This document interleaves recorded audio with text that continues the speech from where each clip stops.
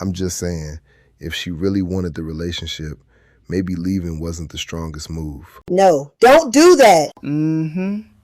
See, that right there. I think we need to separate the reaction from what caused the reaction. Exactly. Because everybody loves judging the exit and ignoring what made somebody get up. Baby, she didn't ruin the birthday. The seating chart did.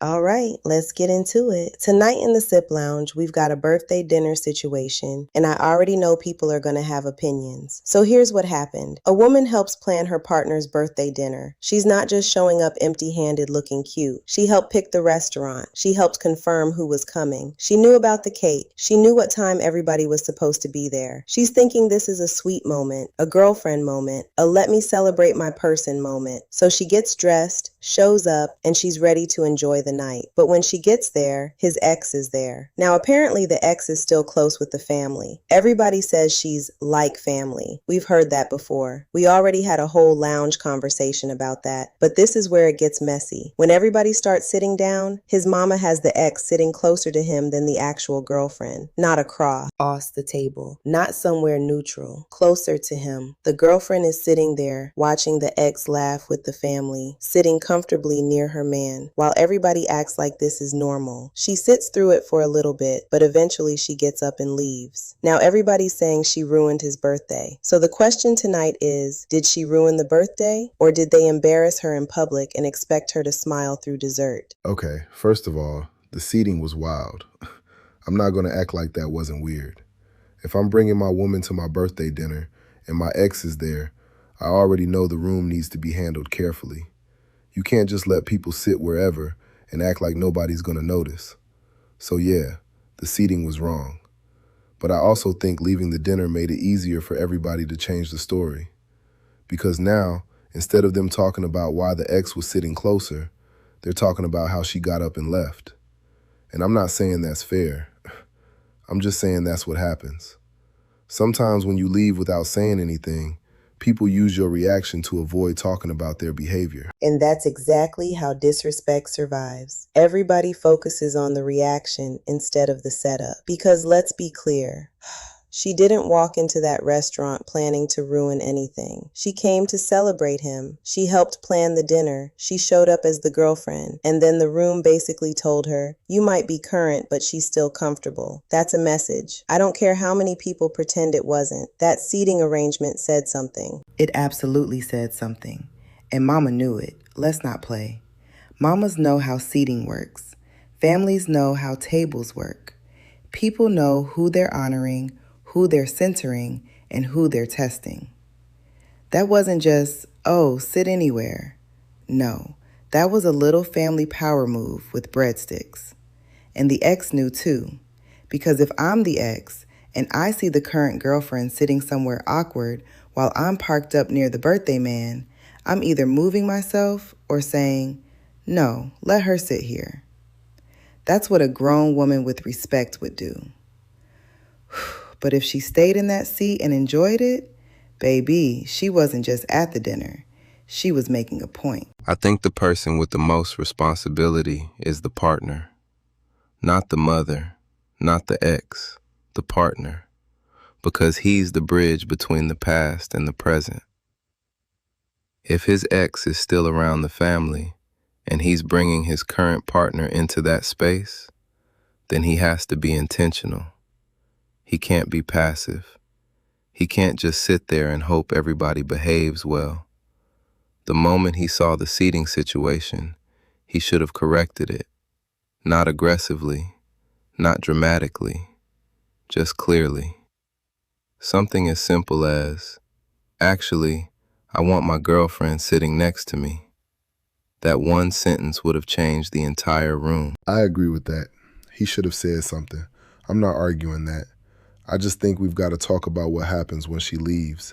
Because once she gets up and walks out, now the birthday dinner turns into a whole scene. And I get why she did it. I do. But if the goal is the relationship, I wonder if leaving helped or hurt. No, Don't do that. I'm not doing anything. I'm asking a real question. No, because what you just did was put the responsibility back on the person who got embarrassed. If the goal is the relationship, what about his goal? What about his responsibility? What about him sitting there letting his girlfriend look like an extra at a dinner she helped plan? Why is she the one who has to think strategically while everybody else gets to be messy in real time? Exactly. And I'm tired of people acting like leaving is always immature. Sometimes leaving is the only way to keep from becoming somebody else's entertainment. Because what was she supposed to do? Sit there while his ex is laughing with his mama? Sit there while old memories are flying across the table? Sit there and slice cake after they made her feel like the bonus guest? No. Sometimes the most respectful thing you can do for yourself is get up before your face starts saying what your mouth is trying not to say. I hear y'all. But can we admit there's a difference between leaving to protect your peace and leaving in a way that makes the whole night explode? Because if she leaves without saying anything, now everybody is texting, calling, asking where she went. He's embarrassed, his family is mad, and the whole dinner is over. I'm not saying she should have swallowed it. I'm saying there may have been another move. What would the other move be? Pull him to the side. Say, this doesn't feel right to me. Give him a chance to correct it. If he refuses, then yeah, leave. But at least make him answer in the moment. I understand that in theory, but in real life, when you're sitting at a table and you realize everybody else has already decided your discomfort is inconvenient, sometimes you don't have the energy to perform a calm conversation. And I want us to stop expecting people to be perfectly articulate while they're being disrespected. Thank you. Everybody wants a polished response from somebody who just got slapped emotionally. And let's be honest, if she had pulled him aside, somebody still would have said she was making a scene. If she had asked to switch seats, somebody would have said she was insecure. If she had stayed quiet, she would have gone home sick to her stomach. So she left. And now they're mad because they lost access to her silence.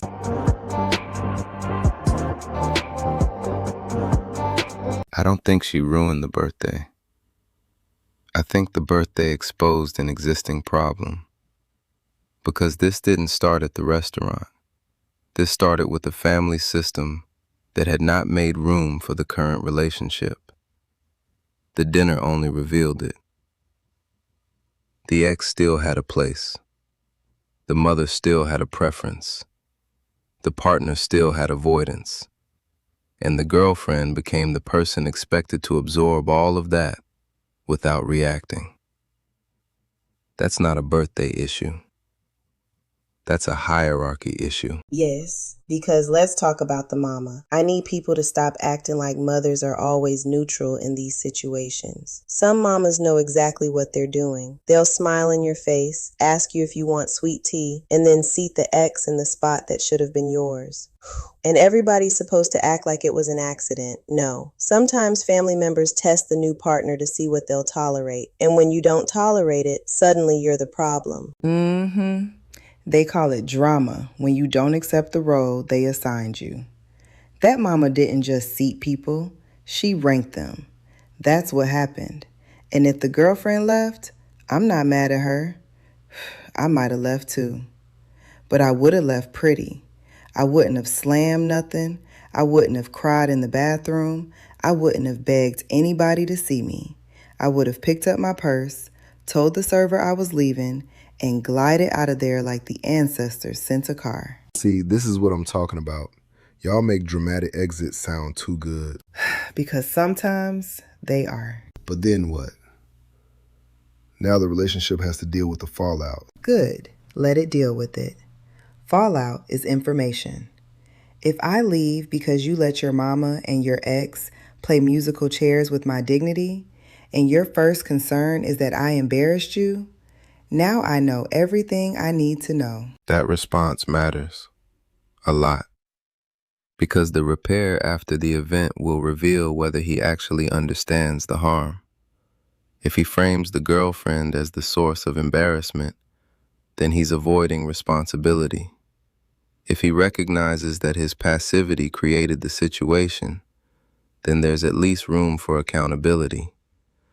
But he cannot treat her reaction as the main problem while ignoring what produced it. I agree with that.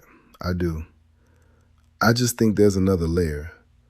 What if he didn't realize how bad it looked in the moment? Then he needs to develop eyesight. I'm sorry, I can't assist with that. Y'all are not serious. We're very serious. Because how do you not notice your ex is seated closer than your girlfriend at your birthday dinner? How do you not notice your girlfriend is sitting there looking uncomfortable? How do you not notice the temperature of the room when the two women connected to you are sitting at the same table? That's not a small oversight. That's either avoidance or convenience. I think avoidance is likely. Some people freeze when family dynamics get complicated. They don't want to upset their mother. They don't want to offend the ex. They don't want to embarrass the current partner. So they do nothing. But doing nothing is still a choice. And often, doing nothing protects the people who already have power in the room. Exactly. Doing nothing protected Mama. Doing nothing protected the ex. Doing nothing protected his comfort. It did not protect the girlfriend. So when she protected herself, now everybody wants to act shocked. Okay, that's fair. But I still think if you're in a relationship, there should be room to say something before you walk away. And I think if you're in a relationship, you shouldn't have to teach a grown person not to humiliate you at a birthday dinner. That's where I land too, because there are some things I shouldn't have to explain in the moment. I shouldn't have to whisper, "Hey, can you make me feel like your girlfriend while your ex sits beside you?" That's embarrassing all by itself. And it puts her in a position where she has to ask for something that should have been offered freely.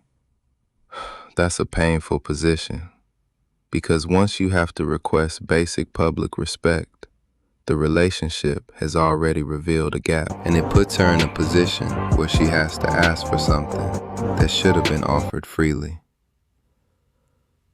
That's a painful position, because once you have to request basic public respect, the relationship has already revealed a gap. So let's go person by person. Was the girlfriend wrong for leaving? I say no. Could she have handled it differently? Maybe. But I'm not calling her wrong for removing herself from a room where she felt disrespected. That doesn't mean every exit is perfect. It means sometimes your body knows before your mouth has a speech prepared. I'm going to say she wasn't wrong for feeling disrespected. I'm not even going to say she was wrong for leaving. But I do think leaving without a word gave everybody else too much control over the story.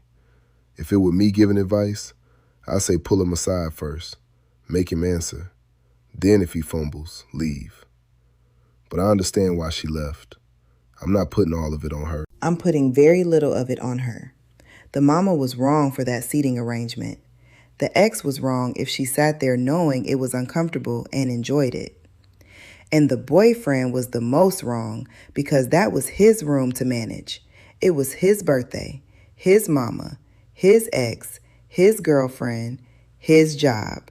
And he sat there like a centerpiece. I agree that he carried the most responsibility. The mother may have initiated the disrespect. The ex may have participated in it, but he had the most power to correct it. The current partner should never have had to compete for a visible place in his life at an event meant to celebrate him. He should have made the relationship clear, publicly, calmly, and early. And that's the part that would stick with me. Not just that the ex was there. Not just that mama played in my face. But that you let me sit there and figure out my place instead of showing everybody what my place was. That would tell me something. It would tell me to get my to-go box emotionally and physically. Emotionally and physically. Yes, because if I helped plan the dinner, I might still want my food, but I'm not staying for the performance. There is something very human about that. Sometimes people don't just leave because they're angry. They leave because staying would require them to betray what they know they felt. And whether or not the exit was ideal, the discomfort was real. I can agree with that. And I'll say this too. If the family is still that attached to the ex, then the boyfriend should have prepared his girlfriend before the dinner. Don't just have her walk into that. Tell her who's coming. Tell her what the family dynamic is. Tell her where you stand.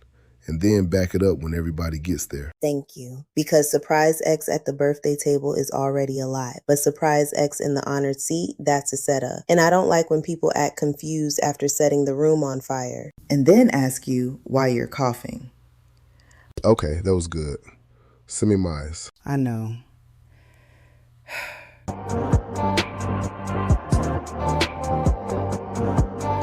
So if we're given a lounge verdict, I'd say this. The girlfriend didn't ruin the birthday.